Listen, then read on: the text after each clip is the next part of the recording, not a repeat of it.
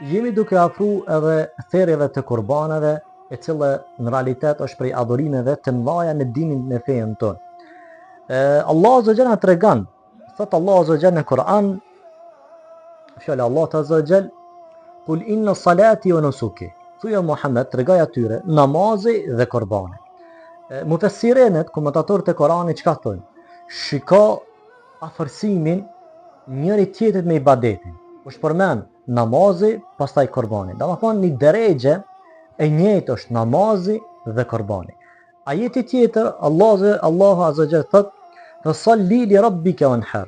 Ti për Zotin tonë, domethënë fal namaz dhe prej kurban. Domethënë shiko, është afru namazi edhe kurbani në të njëjtin drejgje, në të njëjtin vlerë. Andaj, ky është adhurim i madh. Më pas ju vëllezër, çka na mbetet për kurbani? Disa sharime, rregulla dhe kështu me radhë. Mirë, therrja e kurbanit është obligim apo sunet? Këtu ulemat janë jo të një mendimit. Disa prej tyre thonë wajib, obligim, disa prej tyre thonë jo, sunet, vetëm sunet, kaq. Mendimi më i mirë rajih, mendimi më i mirë të gjithë ulemat që e kanë, domethënë është sunet, therrja e kurbanit. Argumenti për ta është vetë fjala e profetit sallallahu alaihi wasallam që thot ai cili dëshiron me therr kurban.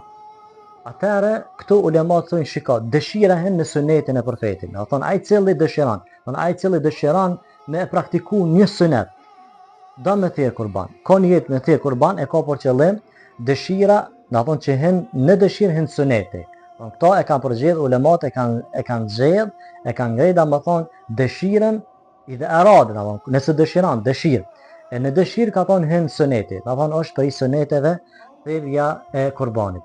Argumentin tjetër e kemi që kanë sjell ulemat, Umar ibn Khattabi dhe Ebu Bekri ndonjëherë nuk kanë therr kurban. Kur ju pyet për sahabëve e pse nuk keni therr kurban, jo që ata si kanë pat mundësi kushtet, ata i kanë pat kushtet. Mirë po ju përgjigj duke thonë, jemi duke mos therrur kurban derisa njerëzit mos mendojnë që kjo është wajib, obligim. Gjëja tjetër është që ulemat janë të jo një mendimit se cilla kafshë është më e mirë të prejet. Disa prej tyre i kanë rëndit. Të parën e kanë vendosur devjen, pastaj lopën, pastaj dashin, pastaj delën dhe pastaj dhi. Mirë po, mendimi më i mirë, rajih, të gjithë ulemat kanë thonë që kafsha më e mirë për me e therr për kurban është dashi, nga se ka ardhur në veprën e profetit sallallahu alaihi wasallam, që profeti sallallahu alaihi wasallam i ka thirrë 2 dash të mëdhenj me brinat e tyre dhe ngjyra e trupit të tyre ka qenë bardhë e zi, apo domethënë ka qenë edhe vetëm bardhë jo zi. Një transmetim thuhet që ka qenë bardhë e zi, domethënë trupi i kafshëve, dasheve kështu me radhë. Një transmetim tjetër thotë që ka qenë vetëm bardhë. Do thonë kanë qenë 2 dash të mëdhenj me brinja bardhë e zi. Pastaj është argumenti tjetër që Allahu Azza wa Jalla na tregon për Ibrahimin, wa fadaynahu bi dhibhin adhim. Dhe na ja kemi dhënë domethënë Ibrahimit një therrje shumë të madhe që e ka sjellë Allahu Azza wa Jalla, një dash të madh për me therr. Gjëja tjetër, a lejohet që në vend të kurbanit therrët si lloj kurban afrim tek Allahu Azza wa Jalla, lop, deve apo dhi? Po, ulemat të gjithë i kanë leju. Qoftë lopën, qoftë devën, qoftë edhe dhi, e kanë fu domethënë në hise që ban me prej domethënë si kurban. Mirë po, tek lopa hin edhe 7 persona, nga se ka ardhur vepra e profetit sallallahu alaihi wasallam që pejgamberi për gratë e tij ka thirr lop dhe i ka shtitur domethënë me një hise gratë e tij në lop. Apo ka ndodhur në rastin një kontrate që kanë pat mes mushrikëve dhe pejgamberit sallallahu alaihi wasallam, kur ata kanë qëndru para se të mirë domethënë kjo kontrat, ka on transmetim që pejgamberi ja ka leju sahabëve therrin deve apo lop, që devja, që lopa hin domethënë në 7 persona. Lejohet që 7 persona me hi në deve dhe në lop. Ndërsa për dhi nuk ka nevojë, mjafton vetëm një, edhe ajo është afrim llogarit domethënë si kurban. Gjatë therrave të kurbanit do të kemi kujdes se ka rregulla domethënë në kurban. Nuk therrën ata kafsh vetëm se në to do të me pa domethënë kushtet që i plotson aja kafsh. Pejgamberi sallallahu alaihi wasallam na tregon, thotë la tazbahu illa musinnatan. Thotë mos therr kafsh por afrim tek Allahu azza xal vetëm ata kafsh të cilët dhëm të tyre të para i kanë ra.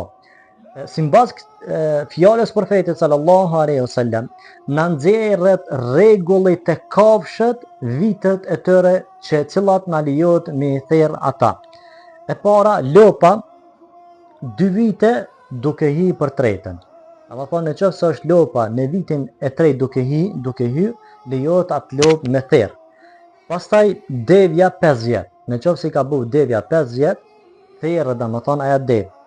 Delja nëse ka 6 muaj e të nal mbi 1 vit. Nëse ka 6 muaj e të nal apo 1 vit ban me therrë domethënë edhe këtë delë. Dashi, delja edhe dashët njëjtën domethënë të llogarie ka. Tek dhia 2 vite, nëse dhia i ka 2 vite, lejohet që aja domethënë të mirë dhe të prejet për kurban. Më pas, po në këtë hadith, mirët edhe sharimet vitet i thanëm. Mirë po mirët edhe sharimet kushtet e trupit të kafshës.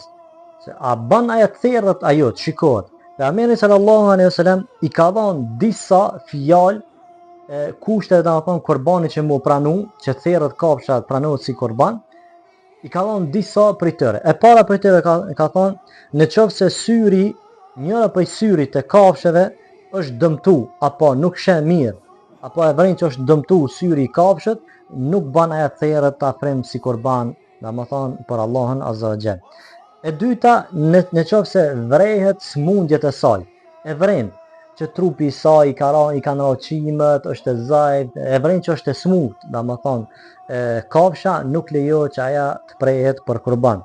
E treta, nëse këmbët e saj janë të zhveshura, shije domethënë edhe ashti i saj, atëherë nuk lejohet që aja të prehet për kurban. E katërta është nëse kocki i saj i këmbëve është i shtrem, apo e vren që është thy dhe është amu, nuk lejohet që aja të prehet për kurban.